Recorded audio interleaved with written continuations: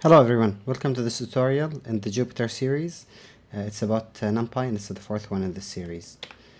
We will be talking about Numpy. This is the tutorial outline. First, Numpy is a fundamental library for Python which is used for scientific computing and manipulation of large arrays of data. So if you have a large amount of numbers and you want to do mathematical, statistical operations on these numbers, Numpy would become very handy. The major advantage of using Numpy for handling arrays is that Numpy implements all the heavy lifting in C language, which is much faster, of course, than regular Python. This allows you to tap into powerful C language performance from the comfort of Python. Numpy is part of the SciPy ecosystem of libraries, which is used for mathematical science and engineering. This ecosystem includes SciPy. This is a fundamental library for science, mathematics, engineering. It has a lot of features for that. Sorry for the bill.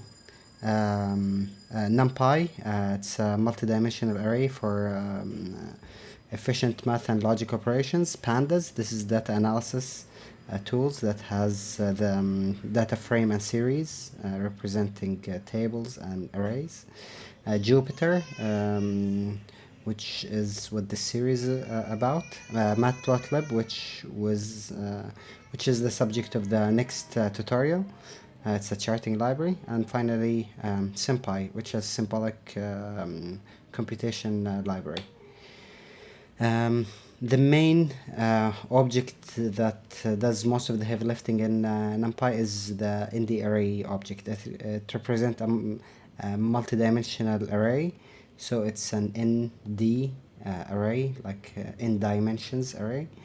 It differs from a regular Python list in a few ways. So ND arrays are fixed in size. If you define them at a specific size, they stay that size. If you change their size by reshaping them or something, then the array will be deleted and recreated in memory, basically. And the array allows mathematical and logical operation on complete multidimensional arrays. With a Python list, you will have to iterate over the sequence, which takes a lot of time actually to execute. And the arrays have homogeneous data types for the complete array, while Python lists can contain multiple data types within a single array. You can actually have multiple data types in Numpy if you have a multidimensional array. Mathematical and logical operations. So first, let's start by importing Numpy. Usually import Numpy as NP. This is almost best practice by now. Create arrays. So in here I'm creating 2 Python arrays and 2 Numpy arrays. Each one has 5 million numbers in a sequence. In Python, that took 259 milliseconds. In Numpy, it took 16 milliseconds. So much faster. Adding a fixed number to an array, so a scalar addition, you just add a number to that array. And it does it really fast. It does it in 11.7 milliseconds for the complete 5 million numbers. If you see that in Python, it's more complicated to do that. And it takes much more time actually. With the loop it took 631 compared to 11, and even with list comprehension it did it in 382 milliseconds, much slower. Now adding 2 lists to each other, in Numpy it's really simple, just add the 2 lists, and did that in a very efficient way and a really fast operation for the whole 2 lists, each one with 5 million values. In Python, you can see it took 1.2 seconds to do that, and even with list comprehension, it took almost 1 second. So that's the difference between a real-time performance and a much slower batch system, basically.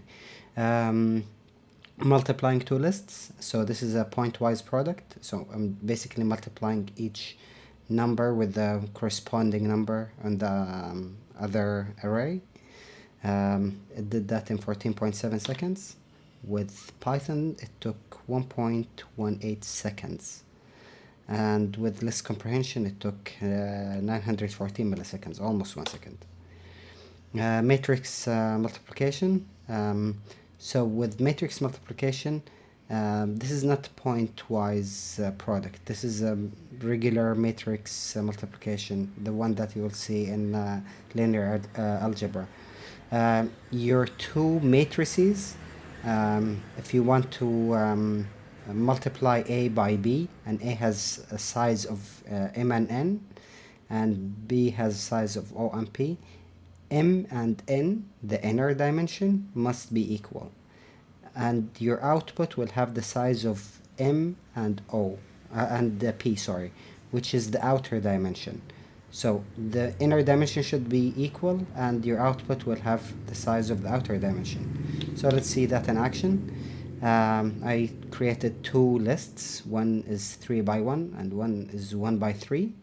And these are my lists. You see it's 3 by 1 and this one is 1 by 3, A and B.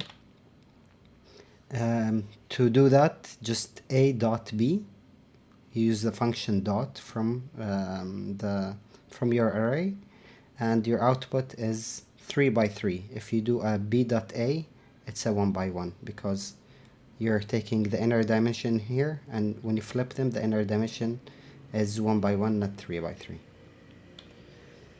Odd or even, this is you can perform any logical operations really easily. So in here I'm taking the remainder of dividing by 2 and checking if it equals to 0, and it does that on the complete list and returns which numbers are even and which numbers are true, odd, basically. So this is even, odd, even, and list goes on. With Python, it's much more complicated, and I've done it only with list comprehension to make it easier, but with a regular list it will even be more messy.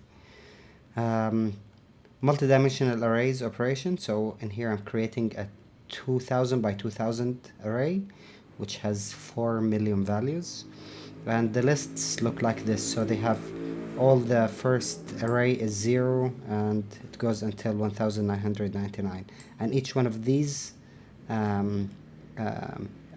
arrays basically has 2000 values, matching 2000 values. So let's do some operation with them. So this is a pointwise product, so I'm just multiplying everything. It took 8.53 milliseconds to do that for all 4 million values. With Python it took over 2 seconds, 8.4 milliseconds to over 2 seconds, 2.34 seconds actually. Indexing, this is how you access items in your list. So I have a list in here of 5 million values. The first thing I'm doing here is just retrieving the first value in that array. You can use negative indexing, it will return the last value. So if you use negative indexing of -2, it will return the one before that, so it will be 4, 9, 9, 9, and then 8. You can use the second place in your index. The second place, you separate your index with columns, and the second place, the first place tells it where to start, the second place tells it where to stop if you use 2. If you use 1, you're just retrieving one value. If you use 2, you're retrieving multiple values. In here, I'm telling it to start at 1 and stop at 10. So it will not return 10. It will return just 1 until 9. And these are the indices. So there is still one value before that, which is value 0. So I'm starting from the second value, basically, because it's 0-based. You can use the third place in your index, which is the step. So I'm telling it to step 2 So skip every time one value, so it's returning 13579, and that's how the skip works. 2D indexing. In here I have a list which is two-dimensional. It looks like this: 0, 1, 2 until 1999. This one starts from 1, it goes to 2000, and the list goes on until the end. So it's still a 2000 by 2000 list. I can retrieve, if I put only one index in here, I'm telling it to return item 2 basically. So it will return this complete item because it's the second item in the first dimension basically, which is the rows. You can access values within this one, within this array, by passing a second index. So I'm telling it to return the first value in this array, so it will return the number 2, which is this number. But the nice thing is you don't have to write two characters. You can melt these and write one index like this with a comma separator to tell it this is the first dimension, this is the second dimension. So, and you can pass anything else within your dimension. So I can tell it return from the first dimensions, from the first dimension 1 to 5. So it goes 0, skip that, so 1, 2, 3, 4, and it will not return back 5, so 1 to 4 only, and return only the first value. The second index is return the first value only, so it will return the first value from the from these 4 arrays. Filtering. You can filter your data by passing instead of passing an index as a number, you can pass an array, a Boolean array. So if I have an array in here that has 1, 2, 3, 4, 5, and I have a filter that has true, false, false, false, true, it will only return matching values of true. So it will return 1 and 5. To see that in practice, in here I have a list that has 0 to 9, and if I pass this filter to it, which is true, false, false, false, false, false, then at the end there is true, it will return only the first and last numbers.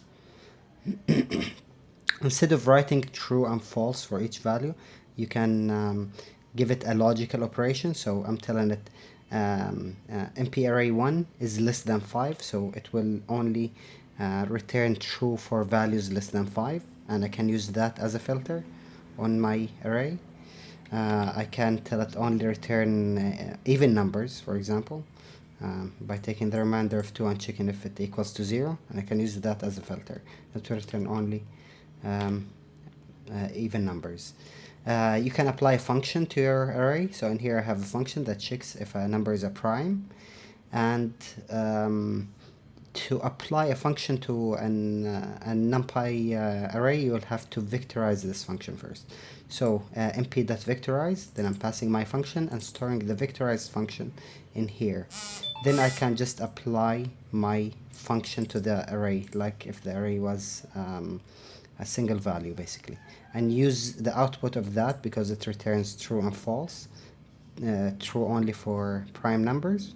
So I have 1, 3, 5, and 7. These are the only primes list from 0 to 9.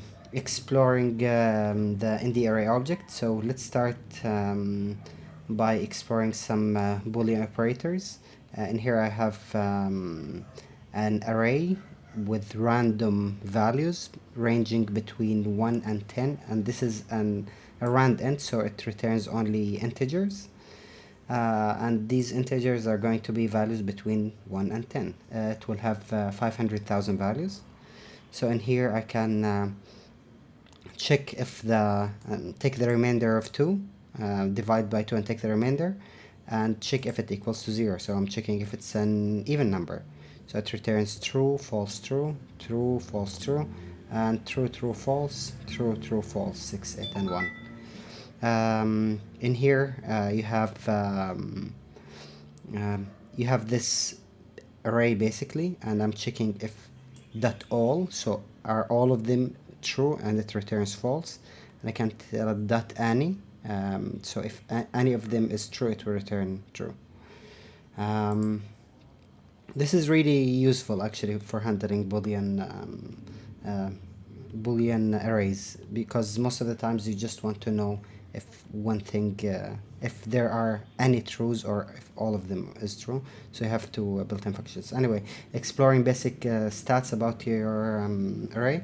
So you can tap it. There is a big statistic implementation in here, but I'm just going to look into the very basic things. So I can say dot max, it will return the maximum number. Dot min, it will return the minimum number.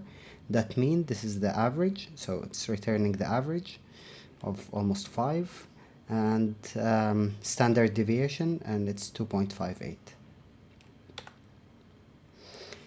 Exploring data shape and memory usage. So I have, if you remember, I had 500,000 values in here. I can check the shape, and it will tell me it's 500,000 by nothing. So it's a single, it has single dimension, and I can check the dimensions that NDIM, number of dimensions, and it returns 1. Sorry. And finally, I can check the actual size of that in bytes in memory. So I can multiply, get the size and multiply it by the item size. So the size of the array by the item size in that array, and it tells me it's 4 million bytes. And if I divide that twice by 1024, I get 3.8 MB memory usage of that array. Manipulating data types and shapes. You can use the function as type, then you pass any type you want in here, and it will change your function to that type. You change your array to that type. You can reshape, so your final shape should match the number of items in your first array. So in here we had 500,000, so I'm going reshape it to 500 by 1000, and it did that. 500 rows by 1000 columns. And here I'm telling it to reshape it into a 3-dimensional array of 100 by 1000 by 5. So the product is still 500,000. And if you can't see how this is 3-dimensional, just try to imagine if you stack this number, this array on top of this array, on top of this array, in this way. So you stack all of your arrays on top of each other, and it will become a 3-dimensional array. Array creation. So you're already familiar with the arrange. This will create a list ending with this number. You can actually pass a start, end, and step if you want, but anyway, zeros, it will just return an array of zeros of the shape that you pass. And so in here, 10 by nothing. And you can pass a d type to tell it which type do you want your values to come out in. In here, I'm telling it to return an array of ones using impy.ones.